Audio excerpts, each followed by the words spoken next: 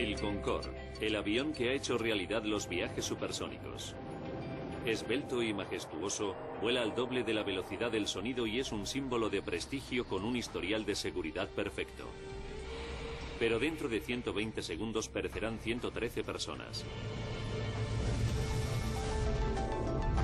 Empleando tecnología informática de vanguardia, les revelaremos qué fue exactamente lo que falló. Los desastres no ocurren sin más, son una cadena de acontecimientos críticos. Conozcan las nefastas decisiones que se tomaron en segundos catastróficos. El accidente del Concorde.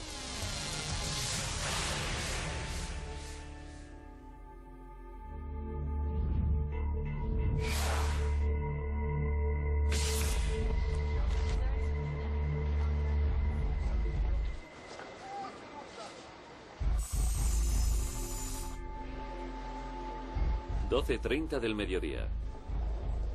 100 hombres, mujeres y niños se embarcan en el vuelo AF4590. Vienen de toda Alemania y esperan realizar el viaje de su vida. Unas vacaciones de ensueño que les han costado al menos 10.000 euros por persona. Empiezan con un vuelo supersónico en el Concorde a Nueva York. Y después, un crucero de lujo por el Caribe. Para el padre de George Mayer se trata de un regalo para celebrar su jubilación.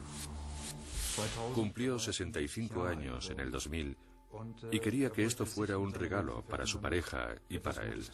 A los dos les gustaba viajar y siempre lo hacían de modo especial. El Concorde es un avión único, elegante, lujoso y sobre todo súper rápido. Volando a más de 2.200 kilómetros por hora enlaza Norteamérica con París o Londres en 3 horas y 45 minutos. La forma singular del Concorde, con una cabina fina como un lápiz y amplias alas delta, le facultan para surcar el cielo a medio kilómetro por segundo. John Hutchinson lleva 15 años volando en el Concorde. La mejor forma de describirlo es compararlo con un pura sangre. Es un avión hermoso, eficaz, potente, como un ganador del Derby de Kentucky.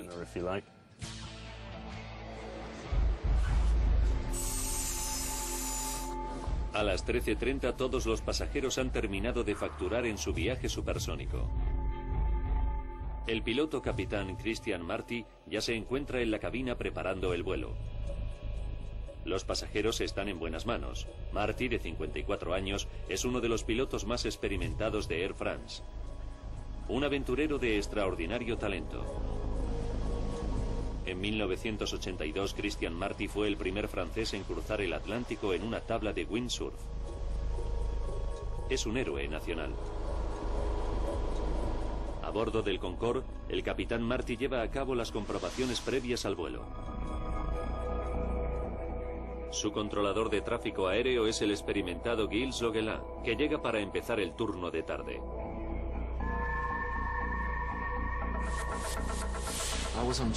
Me encontraba en mi puesto en la torre de control sur del aeropuerto Charles de Gaulle de París. Ese día no iba a haber trabajado, pero un compañero me pidió el día anterior que le cambiara el turno. Así que él hizo mi turno de mañana y yo el suyo por la tarde. El cambio de turno lleva aparejada una sorpresa inesperada. Gilles Logelin se convierte en el controlador responsable del despegue del Concorde. El Concorde es uno de los aviones más bellos que he visto. Tiene una línea muy pura. Me encantaba verlo aterrizar y despegar. Durante la comprobación previa al vuelo, el capitán Marty descubre que el motor número 2 tiene un fallo técnico. Hay que cambiar una pequeña pieza. No es nada serio, pero en el Concorde la seguridad ha sido siempre un paradigma. Tras 40.000 vuelos y 900.000 horas de vuelo, nunca se ha producido una fatalidad. La reparación retrasa 1 hora la salida del Concorde. 15:54. Los pasajeros empiezan a embarcar. Entre ellos se encuentra la familia H. Christian, Andrea y sus dos niños, Maximilian y Katharina. Klaus y Margaret Fredsen son profesores escolares que han estado 20 años ahorrando para el viaje. Familias corrientes que empiezan una aventura fuera de lo corriente.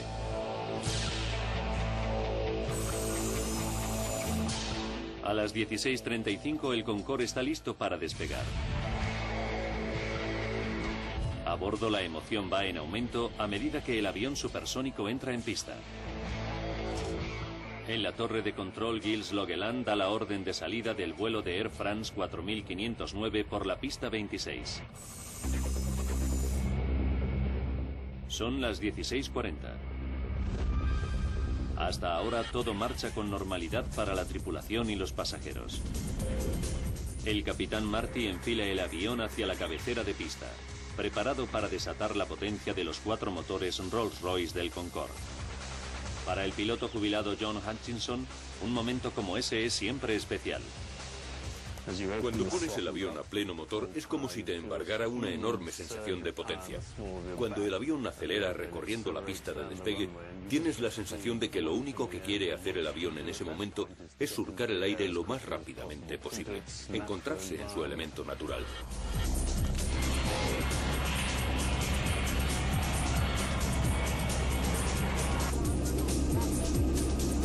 Desde la torre de control, Gilles Logeland supervisa el despegue.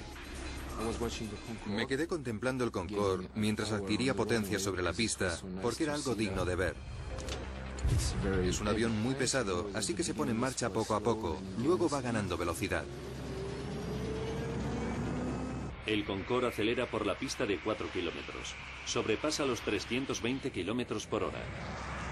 Hemos empleado gráficos digitales para recrear lo que ocurre a continuación.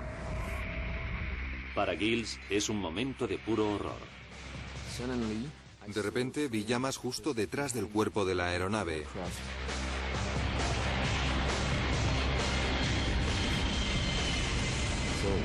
Agarré el micrófono y dije: Air France 4590, hay llamas en su parte posterior.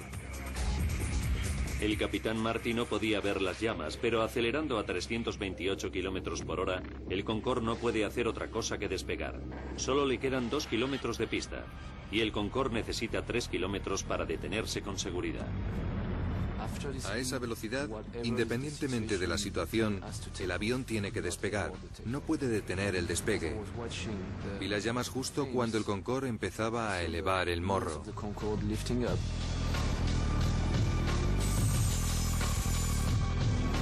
A las 16 horas 43 minutos y 15 segundos, el capitán Marty tira de la palanca de control y el Concorde se eleva en el aire. Así es como vieron el Concorde los testigos. Martín Bornet trabaja en una oficina en el extremo occidental del aeropuerto. A las 16:44 contempló una visión aterradora. Estaba mirando por la ventana y vi al Concorde despegar muy despacio, con la parte posterior en llamas. Tuve mucho miedo porque pensé que a causa del fuego el avión explotaría justo encima de mi oficina.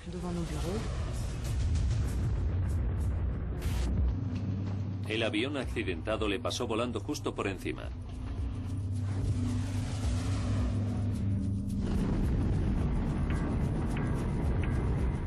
Cerca de donde trabaja Martín, el mensajero Emmanuel Bermiñón iba conduciendo su furgoneta cerca del final de la pista. Cuando el Concorde me pasó por encima, tenía la ventanilla abierta. Llevaba puesto un polo y el calor que desprendía el avión derritió parte de la tela y me produjo varias ampollas. Pude sentir el calor desde el suelo. Mientras el capitán Marty lucha con los mandos para ganar altitud, las llamas engullen el ala izquierda fuera de su campo visual. La pavorosa escena queda captada por la cámara de la mujer de un camionero. Es el único metraje en vídeo que muestra al Concorde en llamas. Resultará de capital importancia para la investigación.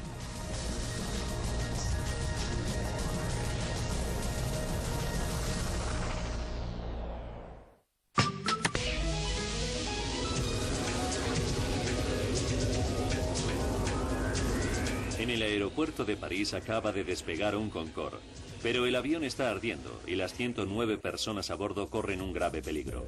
Los próximos 69 segundos van a ser cruciales.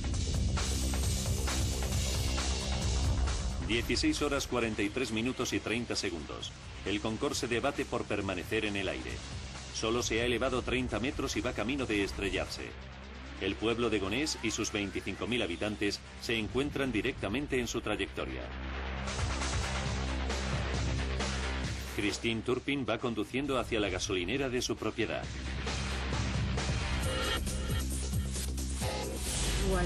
Volvía a casa cuando vi el avión.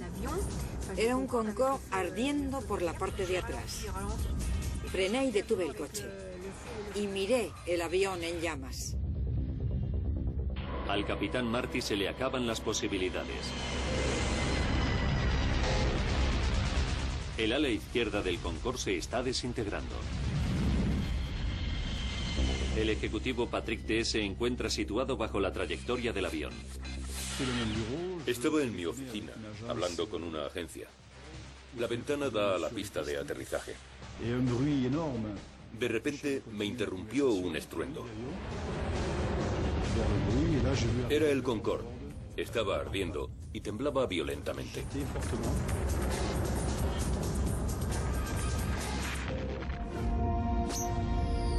El Concorde se escora hacia la izquierda. El avión se queda sin fuerza y se precipita contra el suelo.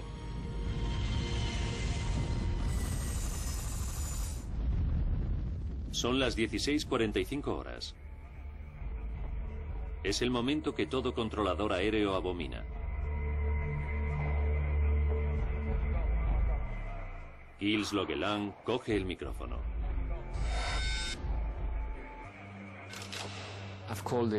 Llamé a Air France y dije: Air France 4509, ¿me escuchan? Air France 4590, ¿me recevez-vous? Lo dije 2 veces. Air France 4590, ¿me recevez-vous? Y no hubo respuesta.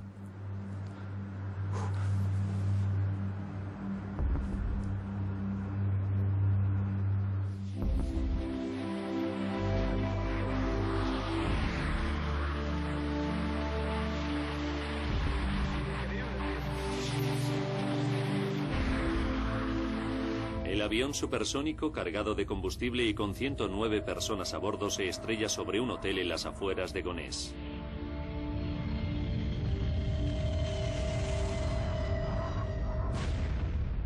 Una aterradora bola de fuego envuelve el edificio.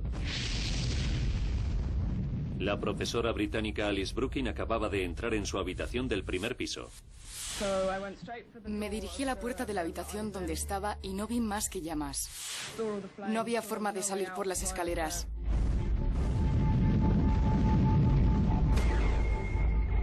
Salté cruzando la habitación por encima de la cama hasta la ventana.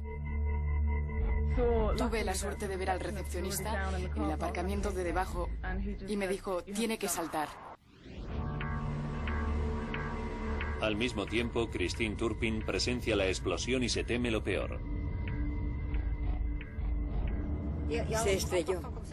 Y desde donde yo estaba, parecía que había caído encima de la gasolinera. Mi hija y la chica que trabaja conmigo estaban allí. Pensé que habían muerto.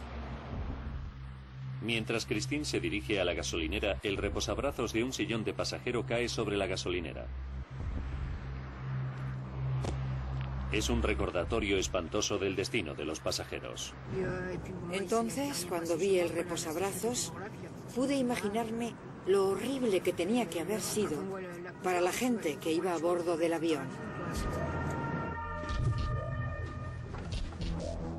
8 minutos después del accidente, docenas de coches de bomberos y ambulancias acuden a la escena.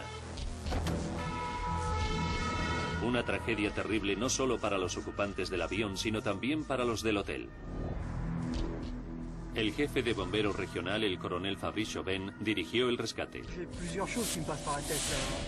Mientras iba conduciendo me pasaban muchas cosas por la mente. Para mí lo importante era dividir la operación en dos partes separadas. Una, el accidente de avión, la extinción del fuego y el rescate de los posibles supervivientes.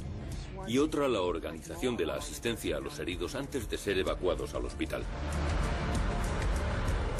La intensidad del fuego es tan grande que se tardan 3 horas en sofocarlo. Como muestran estas imágenes de televisión, los restos calcinados del avión y del hotel son irreconocibles. Los intentos de rescate son infructuosos. Mueren 113 personas, 4 del hotel y 109 entre los pasajeros del Concorde y su tripulación.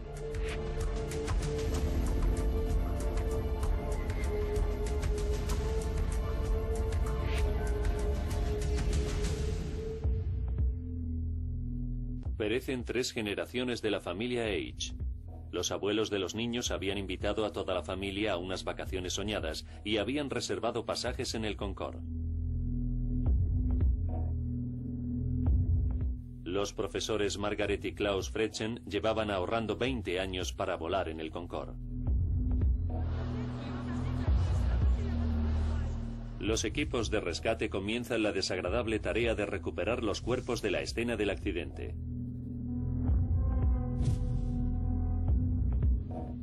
Uno de los trabajadores del hotel fallecidos es la estudiante de 19 años Kenza Rashid, que se había incorporado al personal del hotel el día anterior al accidente para ganar algo de dinero para sus vacaciones. Otra víctima es la doncella Debrani Chandan Singh, que fallece dejando huérfanos a sus 2 hijos. La mayoría de los cuerpos están calcinados, lo que imposibilita su identificación. Los patólogos forenses solo pueden identificar a las víctimas por sus expedientes dentales. Es un momento tristísimo para los familiares de las víctimas, como Jörg Mayer. Una de las cosas más difíciles fue tener que identificar a mi padre y a su pareja. Después de un accidente aéreo no queda mucho de los pasajeros. Fue muy difícil. Jörg tendrá que esperar 2 semanas hasta que los patólogos identifiquen los restos de su padre. Tuvimos que esperar todo ese tiempo. Pueden imaginarse que no resultó nada fácil, un día tras otro.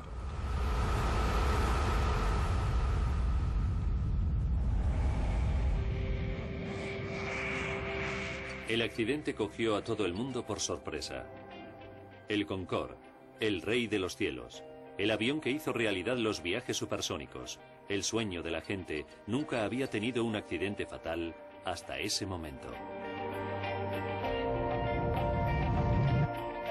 Pero no se tarda más que 120 segundos en destruir un historial perfecto.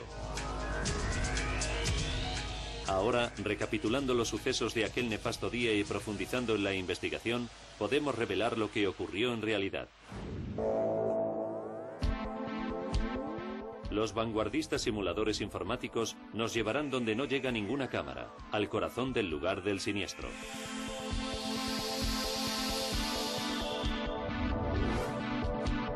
La Oficina Francesa de Accidentes Aéreos envió a sus mejores investigadores. A través de sus datos podemos ahora reconstruir la mortal cadena de sucesos para averiguar lo que causó en realidad la horrible tragedia. No hay nada que escape al alcance de la investigación.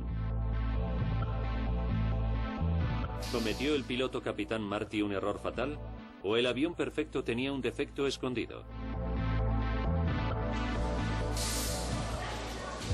Los investigadores efectúan revisiones rutinarias de las listas de pasajeros y equipajes. Inmediatamente encuentran algo sospechoso. 19 bultos de equipaje que según la lista de embarque no deberían haber estado a bordo. No pertenecen a los pasajeros del vuelo AF 4590. ¿Podría un terrorista haber metido una bomba en el avión? No sería la primera vez. En 1988 murieron 270 personas cuando los terroristas pusieron una bomba en el equipaje que destruyó un 747 de la Pan Am en el famoso atentado de Lockerbie.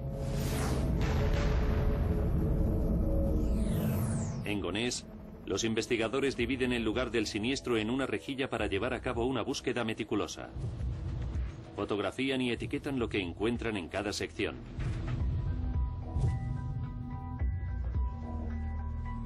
Es una labor ardua, que dura 4 semanas. Entonces, todos los restos del accidente son trasladados para su análisis e identificación. Se habilitan 3 hangares en Le Bourget, otro aeropuerto parisino, para almacenarlos. Esta pila de escombros es todo lo que queda del hotel. La intensidad del choque y del fuego es tal que un edificio de 40 habitaciones queda reducido a poco más que un montón de chatarra.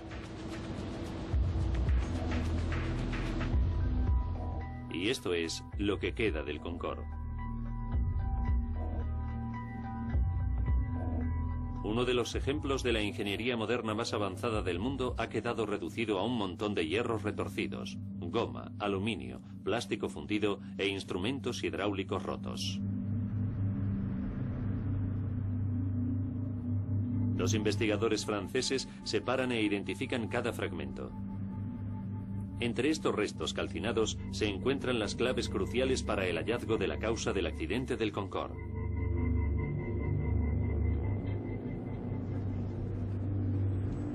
En unas horas, el equipo de la Oficina Francesa de Accidentes Aéreos recuperan las cajas negras. Se trata de unos aparatos que llevan todos los aviones y que registran todos los datos técnicos importantes, así como las conversaciones en la cabina del piloto.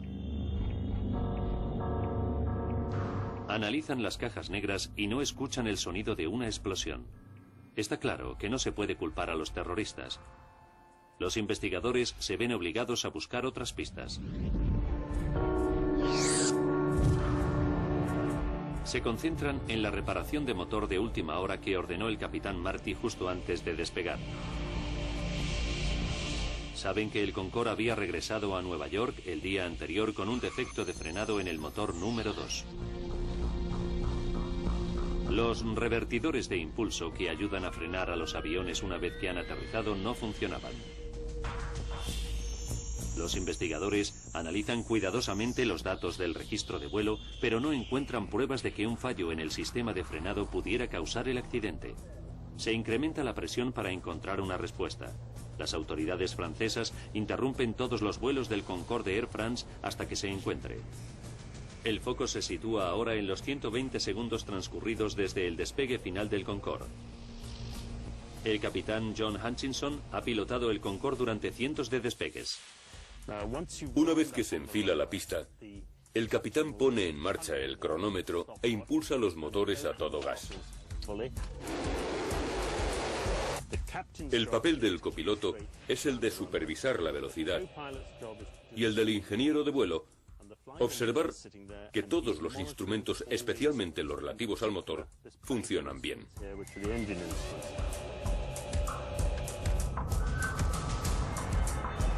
Los datos de la caja negra verifican que todo marchaba con normalidad hasta que el Concorde alcanza los 323 km por hora.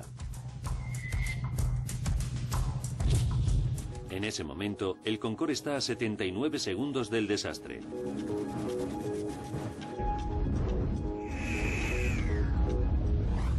Los registros de datos indican una repentina pérdida de fuerza en los 2 motores bajo el ala izquierda. La caja negra recoge inmediatamente el dramático aviso desde la torre de control. Air France 4590 se encuentran en llamas, tienen un fuego en la parte de atrás.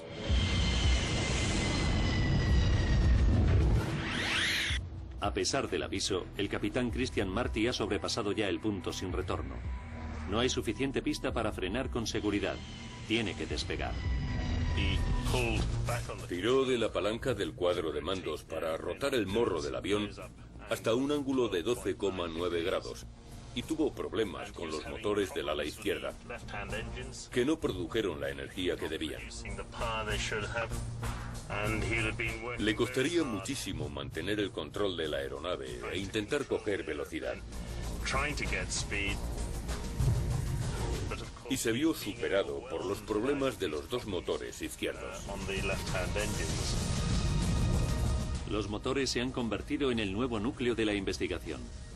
¿Por qué perdieron fuerza en un momento tan crítico?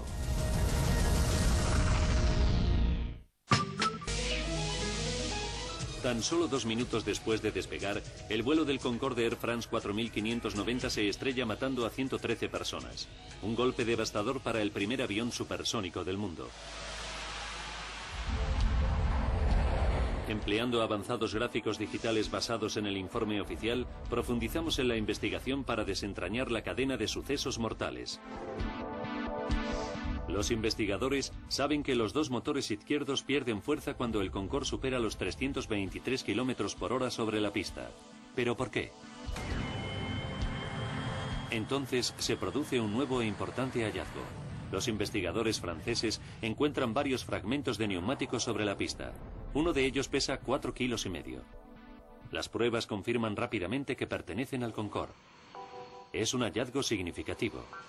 ¿Por qué? Porque las ruedas del Concorde se inflan a una presión extremadamente alta que las hace más proclives a estallar que las de los demás aviones, especialmente durante el despegue y el aterrizaje. El piloto John Hutchinson nos lo explica. Cuando el capitán tira de la palanca para rotar, en realidad lo que está haciendo es comprimir el tren de aterrizaje sobre la pista. Así que en ese momento la presión sobre los neumáticos es todavía mayor. Esta presión adicional hace que las ruedas del Concorde sean aún más vulnerables. La investigación avanza por buen camino. Los investigadores del accidente revisan los expedientes y descubren que las explosiones de ruedas de los Concordes no son algo fuera de lo común. Encuentran más de 50 casos de explosiones de ruedas durante el despegue y el aterrizaje en los últimos 24 años.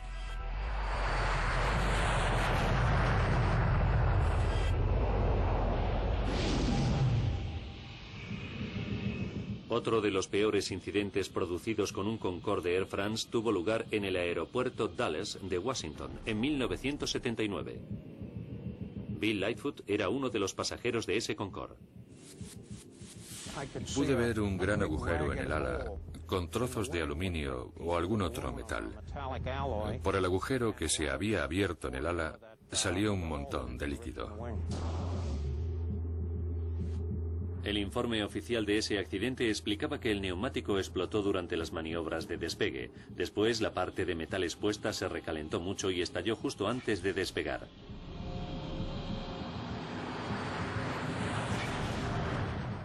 El avión despegó, pero 20 minutos después volvió a aterrizar con total seguridad. El avión sobrevivió al accidente, pero se originó una gran polémica sobre la seguridad de los neumáticos. Los ingenieros del Concorde instalaron sensores para detectar los neumáticos poco hinchados, modificaron los procedimientos de inspección de neumáticos antes de cada vuelo y, lo que es más importante, como nos explica el experto en aviación David Lermont, desarrollaron neumáticos más resistentes que podían soportar el doble de peso. El requisito para superar los vuelos de prueba era que las ruedas fueran capaces de continuar la maniobra de despegue con los neumáticos estallados y de despegar sin ellos.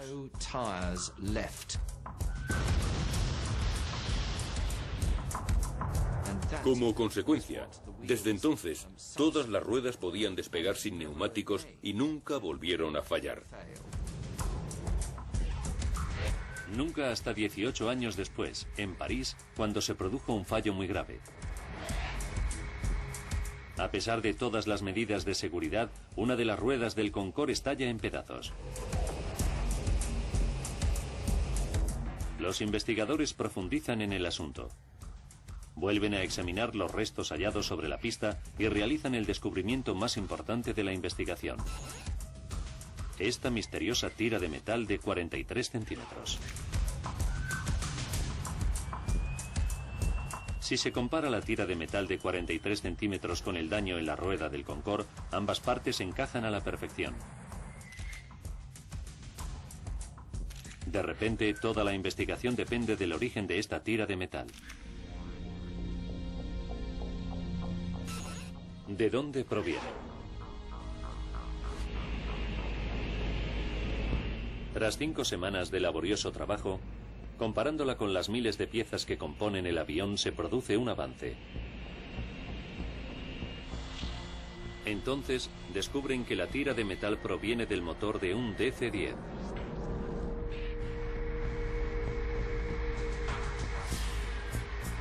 El calendario de vuelos del aeropuerto revela que un DC-10 de Continental Airlines despegó de París 5 minutos antes que el Concorde.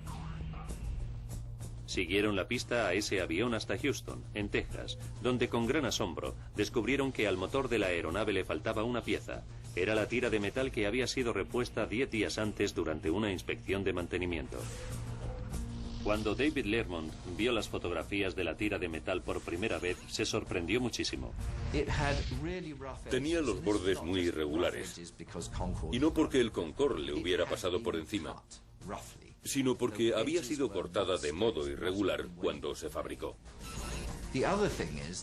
Además, tenía por todas partes unos agujeros como para poner tornillos.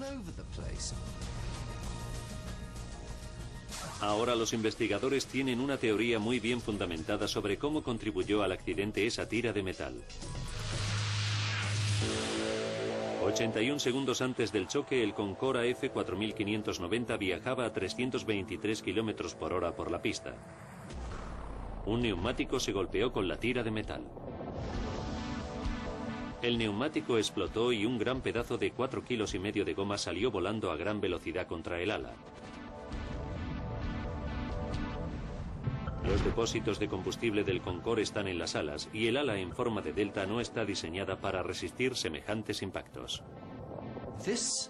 Este tipo de eventualidad no se había previsto nunca en las pruebas.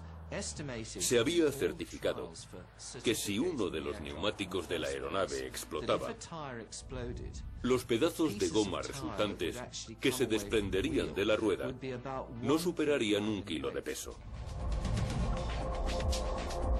El pedazo de goma que golpeó el ala del Concorde ese día pesaba casi 5 veces más, 4,5 kilos. Nadie había previsto semejante impacto.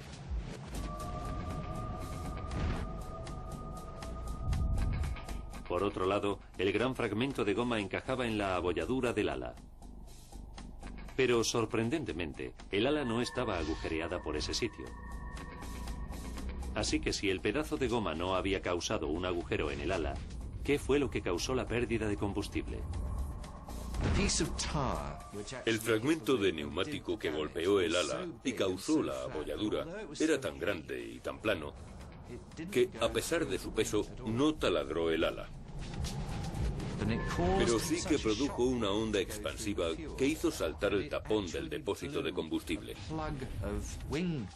Se trató de un impacto muy fuerte.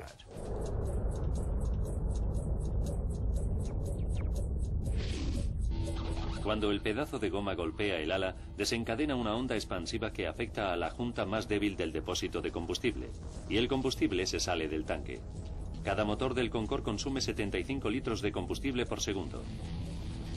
Pero incluso el combustible desbordado sobre el motor necesita una chispa para entrar en ignición. ¿De dónde vino esa chispa?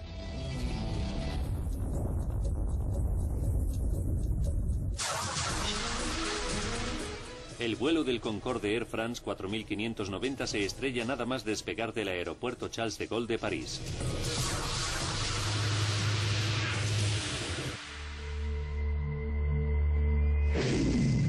Nuestros gráficos simulan imágenes de una cámara virtual situada sobre la pista para desvelar la causa del accidente.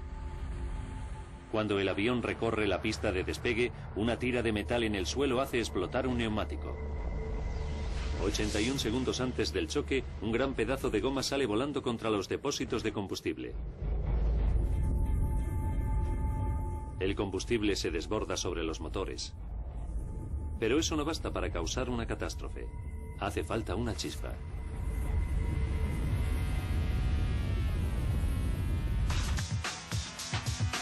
Gracias a las grabaciones de las conversaciones de la cabina, sabemos que los pilotos tuvieron problemas con el tren de aterrizaje al despegar.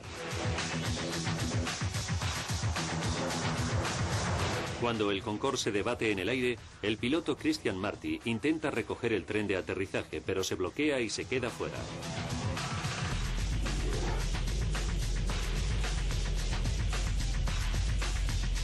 El único metraje de vídeo grabado del accidente nos proporciona pruebas adicionales. Muestra el tren de aterrizaje desplegado. ¿Qué impidió que las ruedas se retranquearan? En esta simulación por ordenador puede verse la explicación más posible.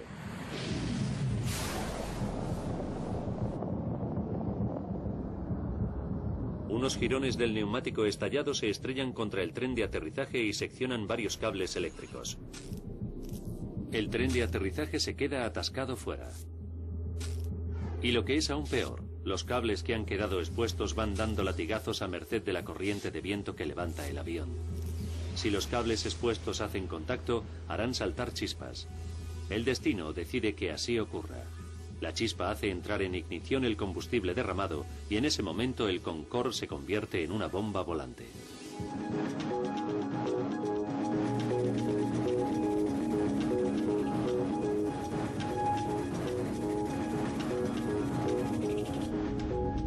Ahora podemos contarles cómo fueron esos momentos para el capitán Marty en la cabina del piloto. Desde el asiento del piloto no puede ver las llamas. Lo único que sabe es que el Concorde pierde potencia por el motor número 2 al despegar. Un segundo después, la torre de control le alerta del fuego. Air France 4590 tiene llamas en la parte de atrás. Los gráficos creados por el ordenador nos muestran el aspecto que debía tener el Concorde. Para empeorar las cosas, el motor número 1 también está perdiendo potencia. Los acontecimientos conspiran contra el capitán Marty. El experto en aviación David Lermont nos explica por qué. Había un enorme flujo de combustible saliendo por el agujero y ahogando el motor, que gradualmente fue perdiendo potencia y al final se apagó. Los pilotos se quedaron con solo 2 motores del ala derecha cuando están acostumbrados a tener 4. No podía haber sucedido en peor momento. El capitán Marty necesita la máxima potencia y no queda suficiente pista para parar. Se las arregla para hacer despegar al Concorde. Las grabaciones de voz de la cabina revelan que a las 16 horas, 43 minutos y 22 segundos suena la alarma de fuego y 3 segundos después el capitán apaga el motor número 2.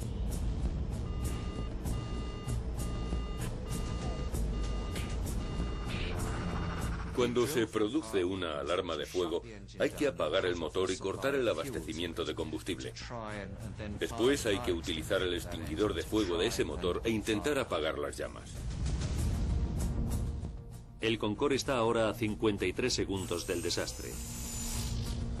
Desde la torre de control, Gilles Loquelan le proporciona toda la ayuda que puede al capitán Marty. Haz lo que quieras. Tienes prioridad para regresar a la pista. Pero a 60 metros de altura, el Concorde vuela demasiado bajo para dar la vuelta, así que en su lugar el capitán Marty intenta alcanzar una pista del cercano aeropuerto Le Bourget a tan solo 5 kilómetros. Pero el capitán Marty se enfrenta a un nuevo problema. El fuego es ya tan intenso que el ala del Concorde está fundiéndose y desintegrándose. En la parte de atrás de las alas del Concorde están los instrumentos denominados alerones, que permiten al piloto subir o bajar el morro del avión. El fuego era tan intenso que la estructura posterior de la aeronave se estaba evaporando. Los instrumentos básicos del piloto se habían destruido. Al mismo tiempo, en las grabaciones de voz se escuchan las alarmas de humo de los lavabos. Los gases dentro de la cabina de pasajeros convierten el ambiente en irrespirable. El Concorde está a 49 segundos del desastre.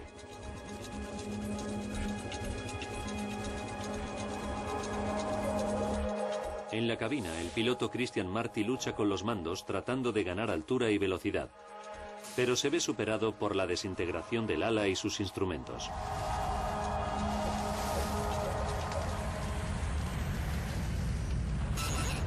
«33 segundos».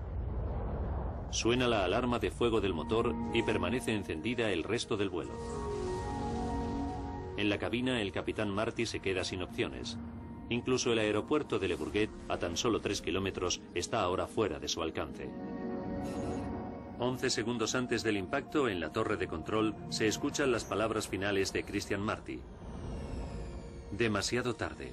No queda tiempo.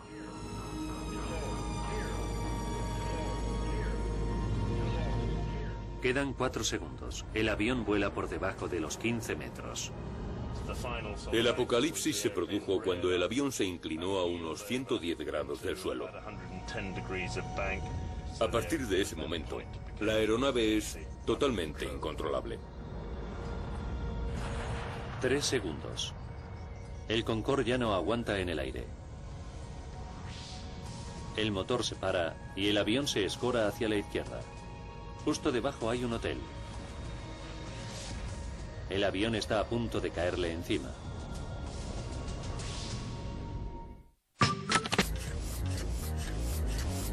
Justo 118 segundos después de que el Concorde empezara a acelerar por la pista de despegue, 109 personas se enfrentan a la muerte.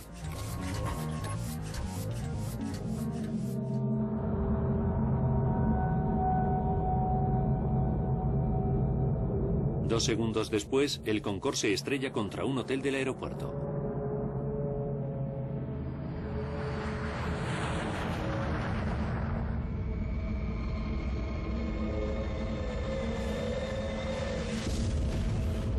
Los 100 pasajeros y los 9 miembros de la tripulación resultan muertos, así como 4 personas del hotel. El controlador aéreo Gilles Logeland guió al Concorde en su despegue final y es testigo directo de esos espeluznantes últimos segundos. Sabía que todo había terminado. Aunque sabía que se trataba de una realidad confirmada, me resistía a aceptar los hechos. Todavía sigo teniendo la sensación de que no ha ocurrido de verdad, de que no fue algo real. Me negaba a aceptar que había ocurrido. Ocurrió lo que no podía ocurrir, un accidente de verdad. El Concorde, el único avión supersónico del mundo, vio cómo se destruía en 120 segundos su perfecto historial de seguridad de 25 años. Fue un accidente horrible e inimaginable. Los pasajeros solo tuvieron unos segundos para prepararse a morir. El abogado Christopher Ballins nos habla de las víctimas. Creo que los pasajeros se dieron cuenta enseguida de que algo no marchaba bien en el avión. El aeroplano no se elevaba y luego un ala se prendió fuego. Volaba a baja altitud, a poca altura sobre el suelo. Después el avión empezó a volcarse. Creo que los pasajeros se dieron cuenta enseguida de que estaba a punto de ocurrir algo horrible y que tenían que prepararse para morir. 2 días después, se permitió a los familiares depositar flores en el lugar del siniestro.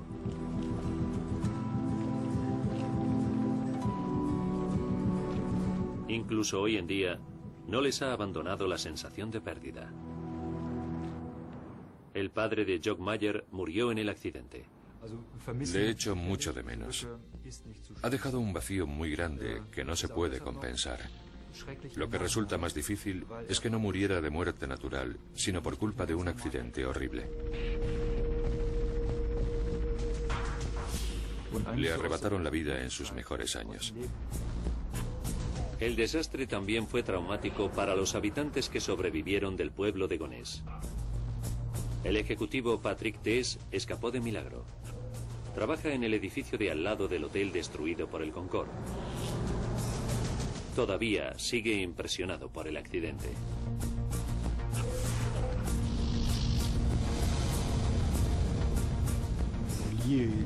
Por supuesto que el accidente me dejó secuelas. No puedo decir que no me afectara.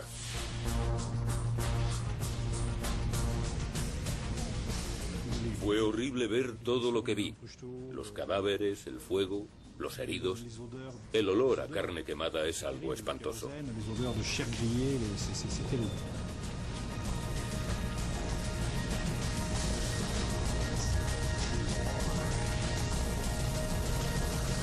Para el Concorde, el desastre de París fue el principio del fin.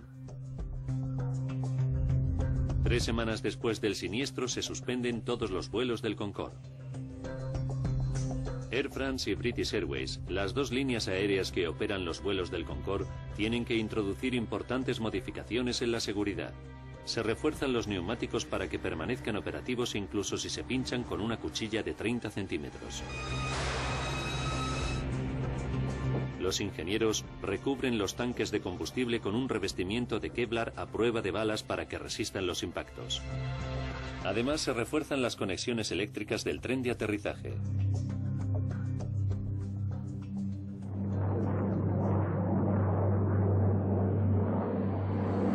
Pero el Concorde nunca recobraría su antigua gloria.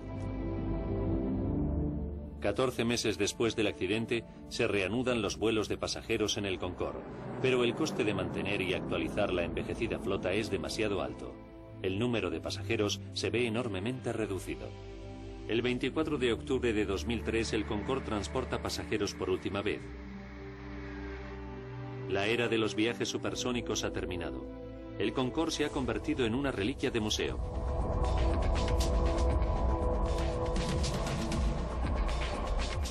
Aquella desventurada tarde de julio en París se produjo por una desdichada sucesión de acontecimientos.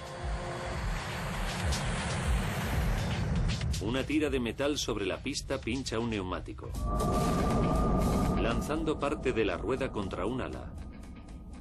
La onda expansiva provoca que el combustible se salga del depósito.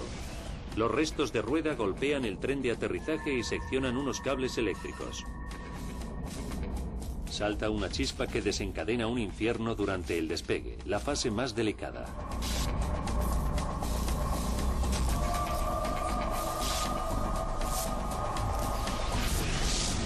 A partir de ese momento, el Concorde está predestinado al desastre. Una cadena de acontecimientos que nadie podría haber previsto provoca su destrucción.